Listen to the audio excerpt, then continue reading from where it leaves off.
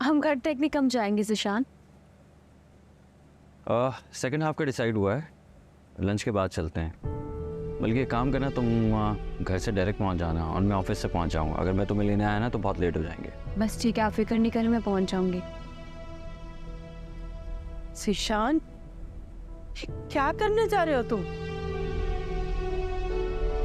इसी नाराजगी की वजह से तुम ये घर छोड़कर चले जाओगे, अपनी माँ को छोड़कर चले जाओगे। मैं जानती हूँ बेटा, तुम दोनों हरीन की वजह से अपसेट हो, लेकिन किस घर में बहन भाइयों में आपस में खटपट नहीं होती। अब इसका ये मतलब तो नहीं ना कि घर छोड़कर चले जाओ। खाला, घर वो होता है जहाँ इंसान को ज़हनी सुकून मिले।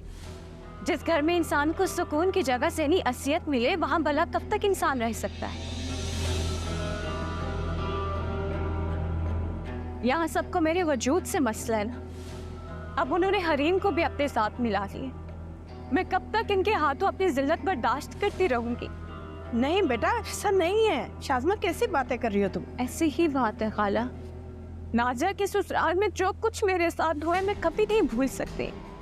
इतनी बेइज्जती मेरी कभी जिंदगी में नहीं हुई। और मैं आपसे कंप्लेंट नहीं कर रही, आप एक माँ है, आप अपनी बेटी को बहू पे फोकियत देंगी, लेकिन कम से कम मेरे शौहर को तो मेरा ख्याल करने दें। अगर आप वो सब कुछ नहीं रोक सकती जो इस घर में हो रहा है, तो खुदा के लिए हमें भी मत रोके। हमें सुकून से बस रहने दें आप लोग।